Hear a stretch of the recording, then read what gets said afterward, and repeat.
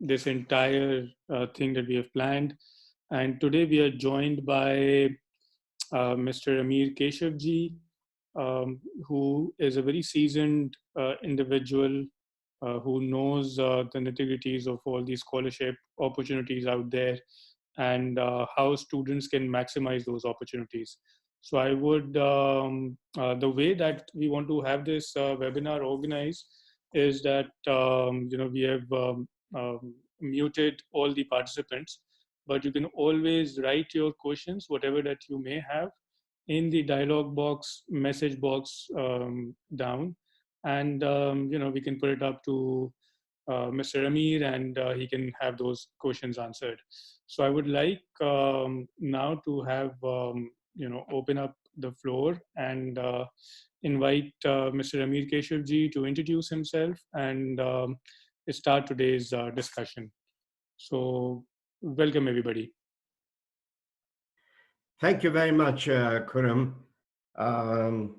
It is an honor to be able to speak to students in Pakistan today and to address some of the concerns and questions related to the finest universities in the world, the application processes, and the applications for funding that is related to such endeavors at the post-secondary level.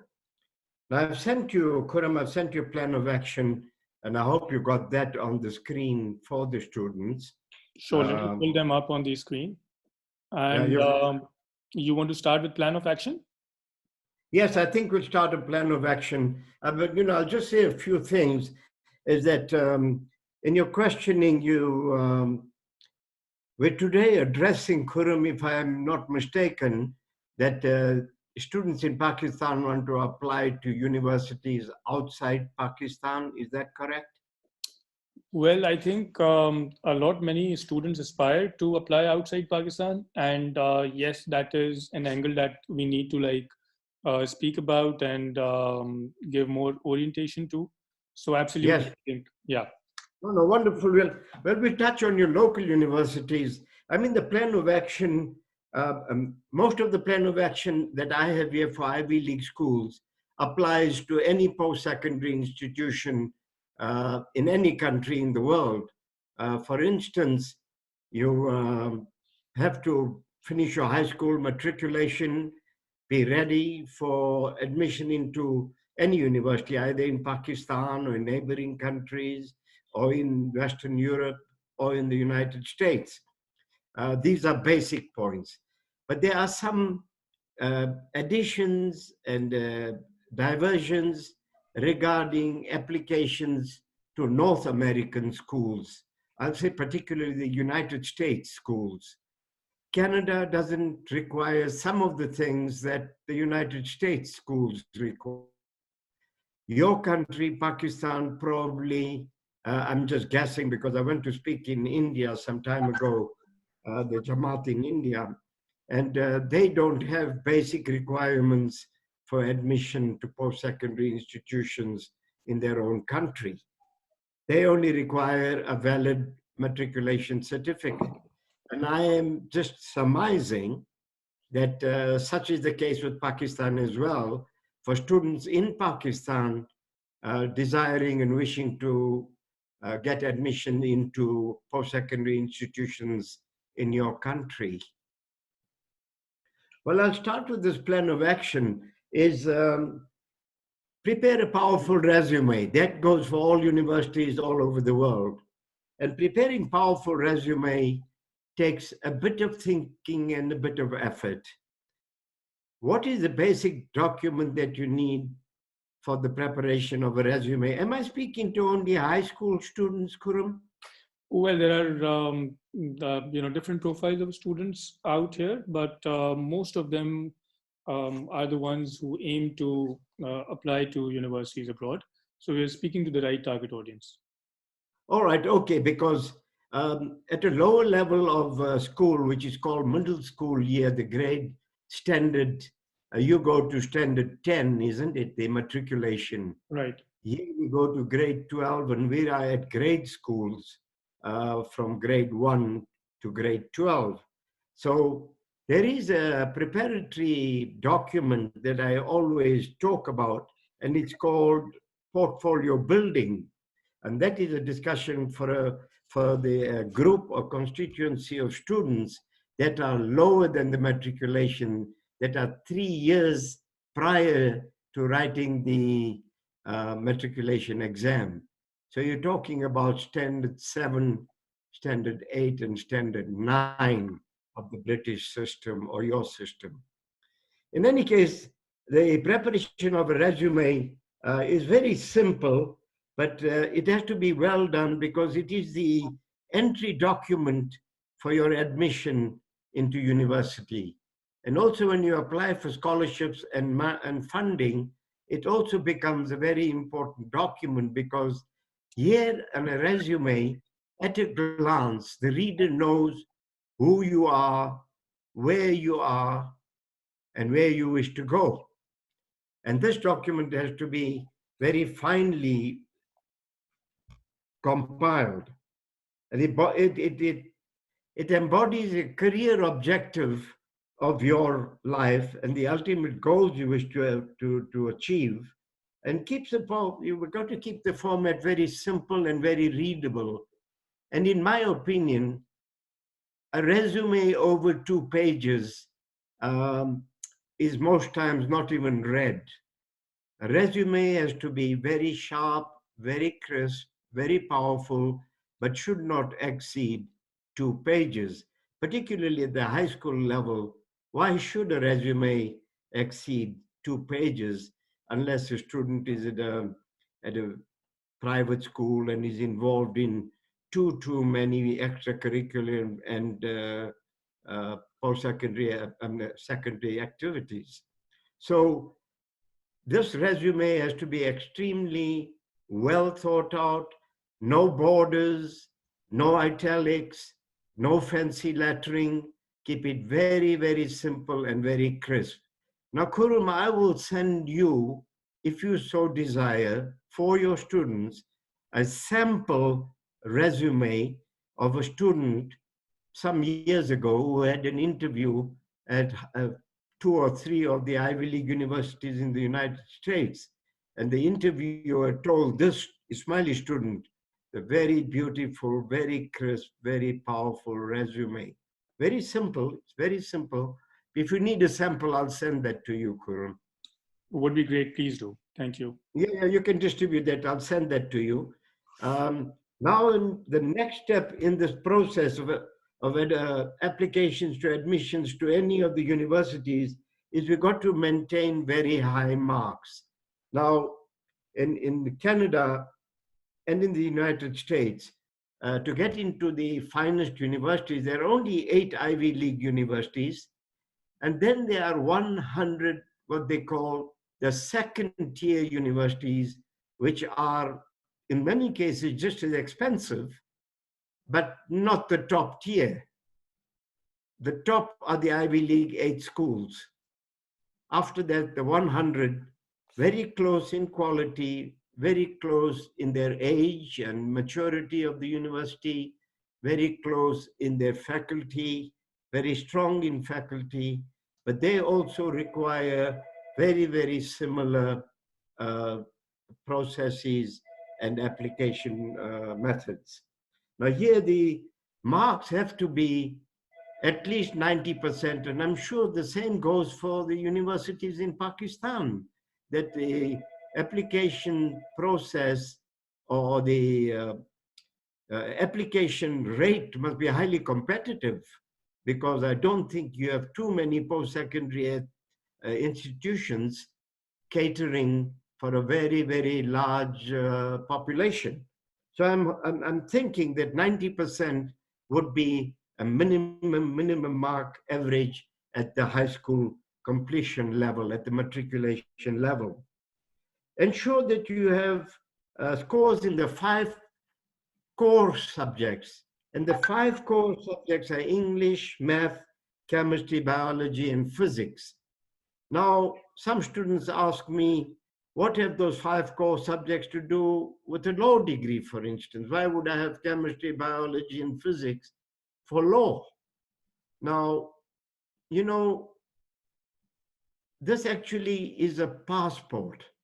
The 5 core subjects in North America and in Western Europe indicates that the student has taken a very keen interest in the subjects that really matter.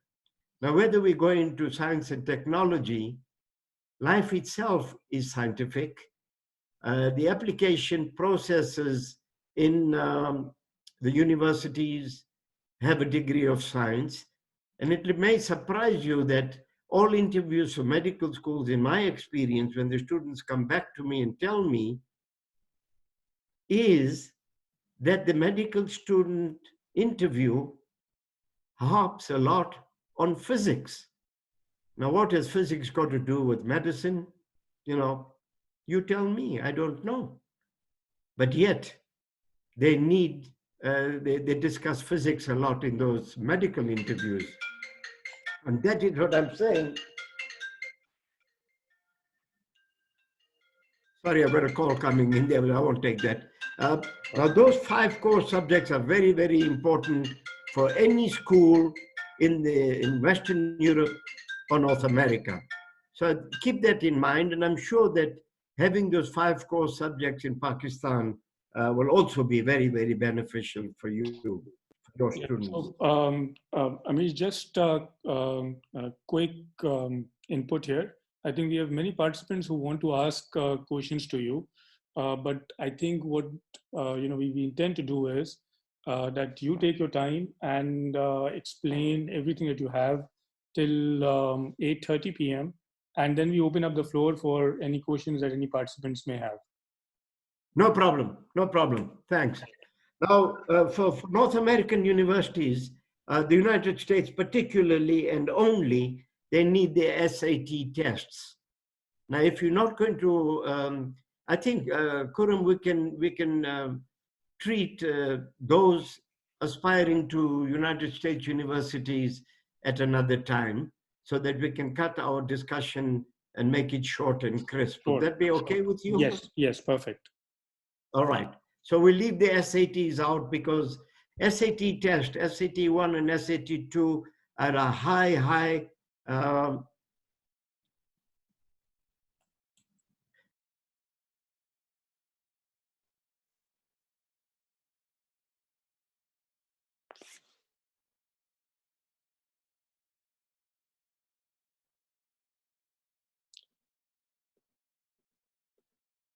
I think we have lost Ameer Saab for due to a technical glitch, but I'm hoping that he's back soon.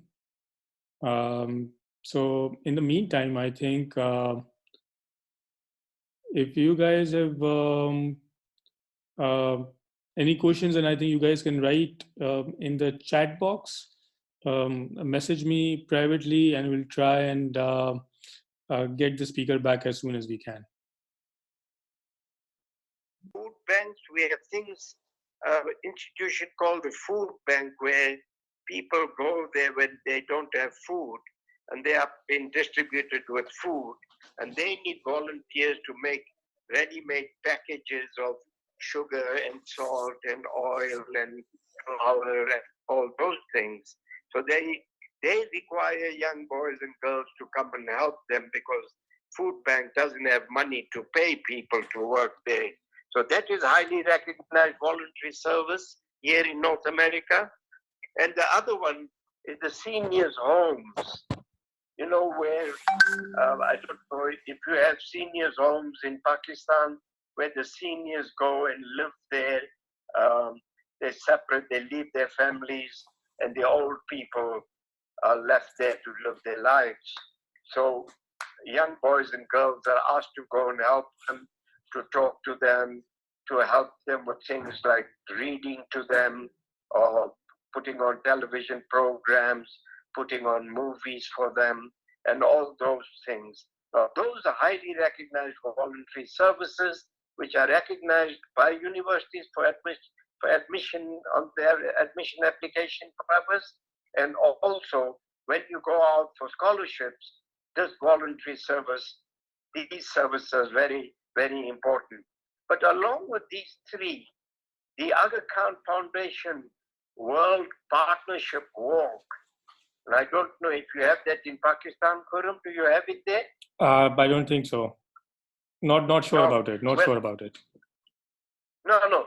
The World Partnership Walk for Alleviation of Poverty is done every year by the Aga Khan Foundation in Canada, in United States, and in Western Europe for raising funds for helping people in underdeveloped countries.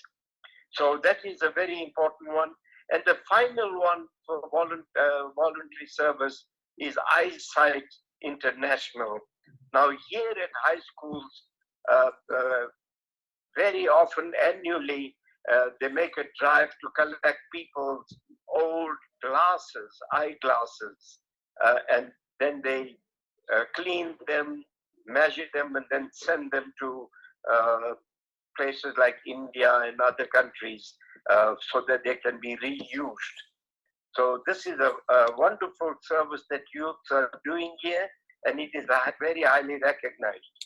Great. Ameer, can I just, if you allow, I think we have a lot of questions coming in from participants. If you allow, I can selectively, throw those questions at you, and maybe you can answer those. Okay, go ahead and do that. So there's a question from Mr. Amin Merchant. He's asking that should the resume of a student who has ample work experience should be focused more around the work and projects that he or she has undertaken, or should it revolve more around his or her last grades and academic achievements? It has to be academic because this is an academic resume, but you have to throw in those experiences that relate to what you want to do. For instance, if you worked at a hospital, or if you worked with doctors during the summer holidays, anything that shows that you're consistent in your aim and your ambition and in your goals. Like if you show that you've worked in the summer for a lawyer and you're applying to go to medical school, there is no resonance in what you've done. Sure. You understand that? Yeah. Please so go ahead with your. Absolutely academic. And I don't think that a high school student needs to do more than 2 pages because, for instance, if you have been a chess champion for 10 years running, you don't have to say 2005, 2006. You just say from 2005 to 2015, chess champion at the Aga Khan Academy. So you can really cut down the resume beautifully without compromising any of your vital information. There is no problem. You don't need to compromise anything, except that don't be too lengthy and too verbose. Cut it down so that the reader immediately knows. I mean, and this can be done very logically without missing out on any of your achievements. Sure. Another question has come in from a couple of participants, and they've asked about. I know we might be sidetracking, but this is a question that if you feel we could answer here. That's about Aga Khan Foundation International Scholarship Program, and is this scholarship, applying to this scholarship would be any different from applying to any other scholarship or to any other university program? Or is it? Are you referring to the paper I've sent you? Or, No. It's just a question that has come. Oh, it's just a general question. Yeah. Now, what was the question again? That in an international application, No. What do you do? So this is specific to Aga Khan Foundation scholarship, and they're asking if applying to Aga Khan Foundation scholarship is any different from applying to an Ivy League scholarship or any other scholarship. No, it isn't. I don't think so, because the Aga Khan scholarship are generated and governed and controlled out of Geneva, which is an international, that is where the Aga Khan Foundation base is. Now, the Aga Khan Foundation may need a essay And all other scholarships in North America and Western Europe need a 500-word essay as to why do you think you should get the scholarship. So along with your resume, along with the transcripts of your matriculation board exams and the marks, you will always need an essay, which is either called a mission statement or it is called a statement of purpose. Always 500 words, and stick to 500 words. Don't make it any more than 500 words. Stick to the word count. Don't make it too lengthy, and explain in your own words why you would feel entitled to get that scholarship, either the Khan Foundation scholarship or any other scholarship in the world.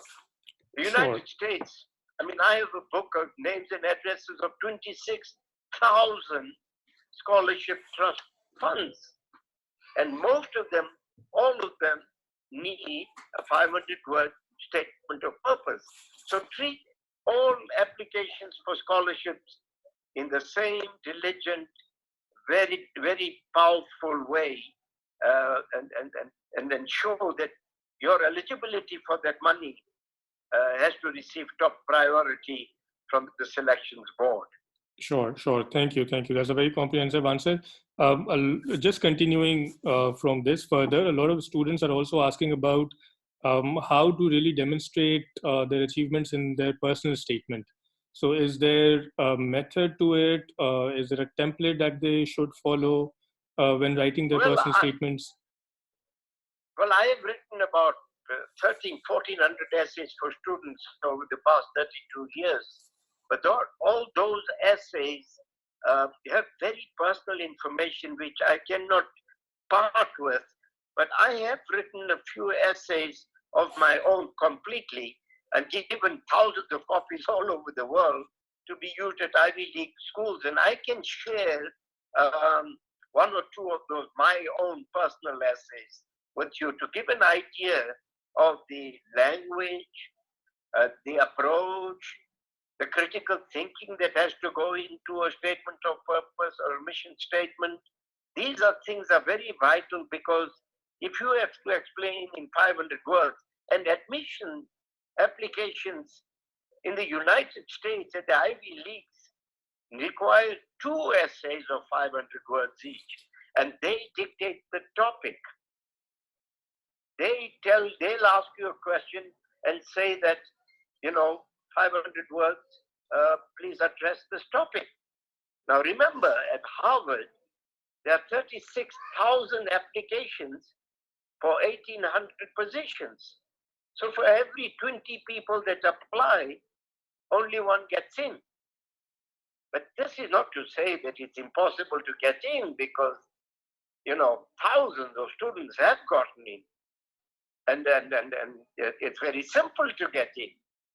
It's not to say that it's difficult, but when we fill these application forms for scholarships, for admissions in any university, even in your own country, when you ask for money, you must make a compelling case. Your case has to be compelling. Why you should get the money, or why you should get admission at the Khan University or the University of Karachi. Likewise, the same thing applies to Harvard and Yale and Princeton and Dartmouth and Cornell.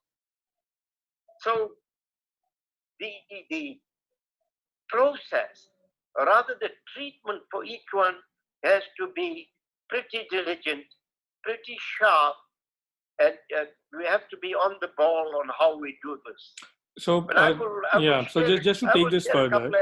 So just to take this further. So for example, if a student is coming up from a specific background, a specific racial culture, or anything specific to his or her own condition, how much that student can actually write about his or her own background in personal statement should be more tilted towards the academic achievement side, or should be more extracurricular focus? I mean, is there a template that a person can follow just to have in mind, what kind of a No, essay would be. I will send you, I will send you my couple of sample essays, and you'll have a look. Now, Khurram, to address the students on that, I always say your essays must be highly balanced. They must be very moderate in their approach, but aggressive in aggressive in your attributes. It's like saying that I've always been keen on being a doctor. My mother was a doctor. My father is a doctor. In our house, you only talk about medicine, and since early childhood, I've been, inculcated in an atmosphere of science and medicine and technology. You can highlight all those things, but you don't want to highlight bitterness. You don't want to highlight animosity. You don't want to highlight, things like racism. Be very balanced, because people and the universities want people who want to come and learn, who come with an open mind. And we have to show that we are receptive, we are absorbent in our new ideas. We are keen on the theories of pluralism. Our basic religious tenet, our basic religious requirement, ethical requirement is pluralism. It is the principles of social justice. So we need to show all these things in a very powerful, crisp, and eloquent manner, so that the reader feels that here is a person who is absolutely keen on studies, keen, desirous on acquiring knowledge, going for higher learning, and who will be a credit to humanity, who will bring peace, prosperity to humanity and to fellow men, and to help in the improvement of the quality of life of people around us after we are qualified. So those are the positive attributes we need to show. And in the statement of purpose, we must also indicate why we are going to Harvard, why are we going to Harvard Law School, or why are we going to the Aga Khan University in Karachi. You got to say a few glorious words about the institution where you are applying. I mean, it's logical and common sense to say I'm applying to the University of Aga Khan University in Karachi because in this short period of time it has excelled. It has collaborative research and development projects with other leading universities of the world. It has advanced in the 25 years to become to have cutting edge programs and courses in the various fields, particularly in science and technology. So you got to mention those few things on why you are applying to the university to which you are applying. I'm not saying go to Ivy League universities. I am saying go to the university of your choice, which in your research and through your research, you find that that university where you are applying offers your program as if it was custom made for you. It's your program. If the University of Sindh offers stem cell biology research, and you find that's the best program for you to study, that's where you should go. But in your statement of purpose, now Khurram, the statement of purpose brings out and highlights those things that you mentioned on a resume in one line. Statement of purpose gives you an opportunity to enlarge and enhance your strengths that are very minimally mentioned on the resume. And this is why that statement of purpose is absolutely critical. Right. So just to wind this up discussion on the personal statement, Salman from Karachi is asking, there are a lot many times when students tend to exaggerate their achievements in their personal statements. how good is it Well, to well, exaggerate your achievements? no, well, I'll say never lie. Never ever exaggerate or lie. You can embellish, you can beautify your strengths, your attributes. No problem with that. But never lie. I mean, if you're doing Bharatnatyam, classical dancing, and saying I'm the leading classical dancer in the country, and you're not, you may be. You may be a Bharatnatyam classical dancer, but you don't say that you have the achievements to the level to which you are saying. You can't exaggerate, overboard. Yeah. You can say Yeah. it is one of the passions. So I'm saying never lie, be within the realms of truthfulness, be ethical in because one day you become Prime Minister of Pakistan, people are going to say, this person lied on the statement of purpose. Because people will start digging up, particularly when you become very successful, people want to know who you actually are. So I'd say be very, very mindful of what you put down on paper in your application, because now this is not primary elementary school. This is not high school. You are now entering a very public domain of post-secondary education, where what you do and what you count, and what you do and what you say now counts for who you are and who you want to be. So exaggeration has its limits. Sure. I was a chess champion at my school from 2005 to 2015. In brackets, you can say there was only 1 year in those 10 years where I wasn't the champion, but I came second. Fine. But you see, Kuram, everything depends, A, on your marks, B, in the United States on the SAT 1 and 2 tests, which are universal tests, very independent, and your statement of purpose, because all they want to know, the university wants to know, where are you now, where do you wish to go, and how do you wish to get there? 3 questions. Your statement of purpose. Any question they ask you. These are the 3 things. Where am I now? Where do I desire to go? And how do I wish to get there? Very simple. Thank you. But Thank you. Too much exaggeration Right. Is not advisable. Right. So just to take the conversation forward, there is a question of, you have already emphasized on getting very good marks and very high SAT score.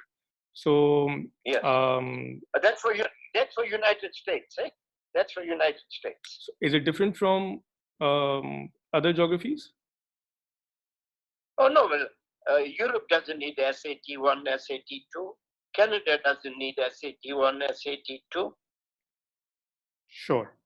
But this SAT scores is schools admissions test is Right. very particular and peculiar to United States universities only. Right. And any particular way to prepare for it? Any amount of time duration? It's international. Oh no, it's international. You go on the internet and say SAT tests. No. Wish to register. I know, but you can register from Multan, you can register from Karachi, you can register from Nairobi, you can register from Botswana in Africa. No, that we know. The question from a participant is that how much time should a participant have to prepare for SAT in an ideal environment? Should they prepare for 2 months, 3 months? Correct. Sorry, I missed your point there. Okay. Now, SAT tests in the United States are written in the first semester of grade 11, because students go to university after grade 12. So SAT for you should be written in the first half of standard 9. matriculation is standard 10, isn't it? Right. So in the first half of standard 9, you will be eligible and have enough knowledge to write the SAT 1. 6 months later, you can write the SAT 2. Registration is online. I think each one of them are about 45 US dollars. They will give you a test number, a score. They'll give you a score. It's international. Now to prepare for these SAT 1 and SAT 2, here in Canada and North America, all our libraries have previous SAT tests. And you can get them probably in some of your bigger libraries. Past year's SAT 1 tests, past year's SAT 2 tests, and they'll have the questions, the entire SAT questionnaire, which is about 3 hours. And at the back of that book, they will have the answers of the previous years. So this will give you a wonderful practice in your own home. Right, right. Thank you. One question on the resume was that, I mean, a lot of times students have things to showcase their academic achievements, their community services. Do they also need to have proofs of those things, like certificates of voluntary organizations, or, just mentioning them would be enough? No, just mentioning them is enough. Why I'm saying a documentary proof is if you go for an interview and they say, oh, okay, you've done work with the Aga Khan Foundation in the Aga Khan schools in Hyderabad, for instance. And really, how long did you do it? Do you have any letters from them? So you got to produce some documentary evidence that you worked there. They don't always ask. They don't know. They may not ask for anything at all. I am saying that we must always be above board, and we must see that everything is authentic for us, so that if ever we have asked for proof, we have it readily available. That is why I'm saying have all these things on a 3-ring binder, so that if you're ever asked to produce this, you have it. Then you're not scrambling at that time to look for a piece of paper, because that can deny you admission or money. That is the only reason I'm saying that have this as a backup. Sure. A student has asked about the research statement. Besides personal statement, there is often a case, especially in masters, about coming up with your research statement and writing about why do you want to research a particular subject. So any tips in writing a research statement, any do's and don'ts that students can keep in mind? Well, thesis statement has to be written, because if you're applying for a graduate degree, or even if you're applying for a fellowship or a doctorate, a thesis statement is very, very vital, of course. And a thesis statement is far more lengthier than the 500-word statement of purpose, because here you're going to a higher level of education, and they require to know more about what you have done, what you have achieved, and that requires greater detail. So a thesis statement has to be prepared, has to be well done, because on the thesis statement will depend your admission into the faculty, and also on that will depend the grant of the money you are able to get. Right. Sure.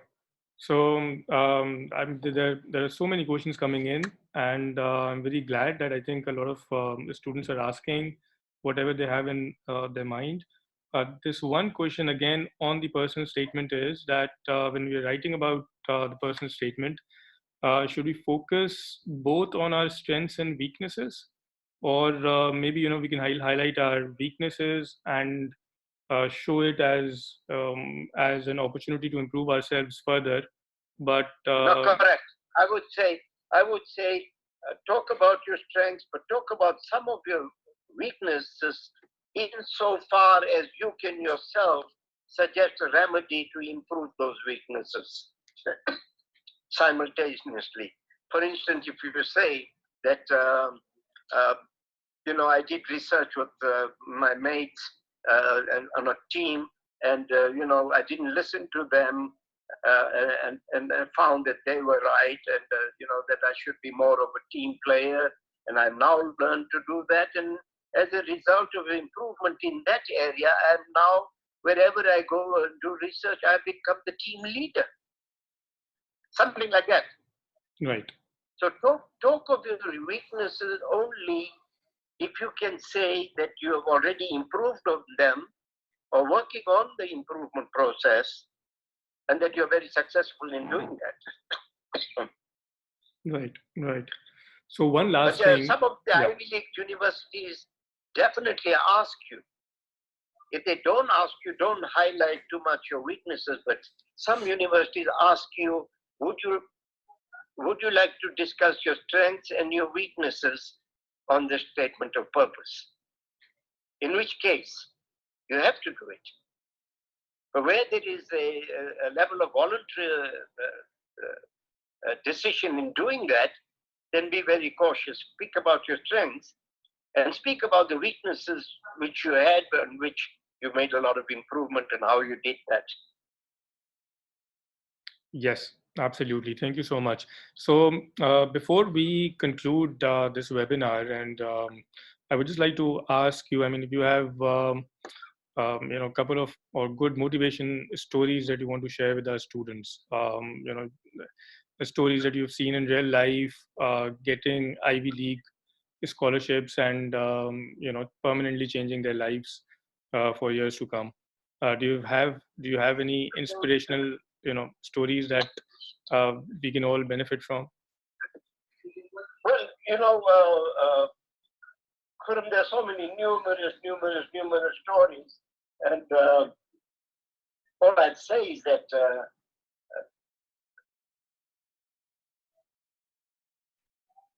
Khurram, I've come back on the Zoom. It's okay. I think we're concluding this session anyway. So this would be the last answer, and we'll just sign off. All right. So the thing is, there are very many motivational stories, but I'll give you a story of one kid whose mother phoned me and said, you know what,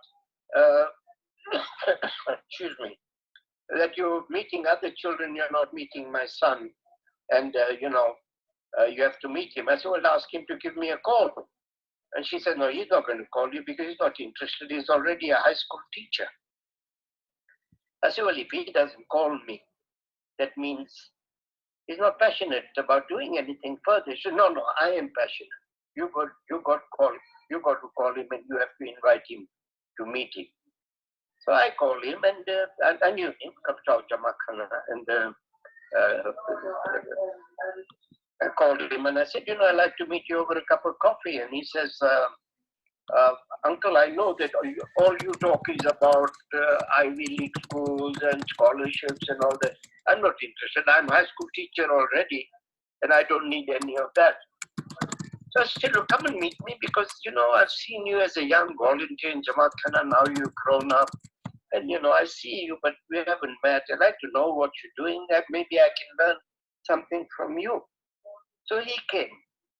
So it was a late night, one evening after Jamaat Khana. It was -30 temperature. We had arranged, so it didn't matter. So he called me before coming. He says, I've got my mother with me. Can I bring her with? I said, sure, no problem. So he came, and we were having coffee at one of my favorite coffee shops here. And he came in, and I took some brochures of Harvard and Yale and Ivy League schools and Aga Khan University, and I put on the table. And as I went to order the coffee, this boy and his mother started opening the brochures. So anyway, came back with the coffee, and he says, I don't have much time.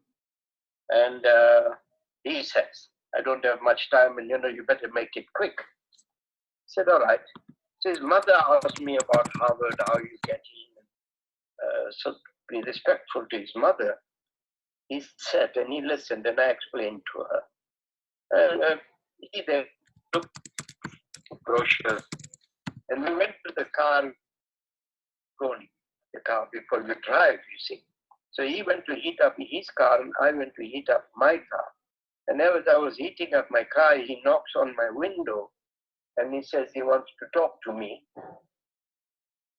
And so you can't open the window because -30, the window cool.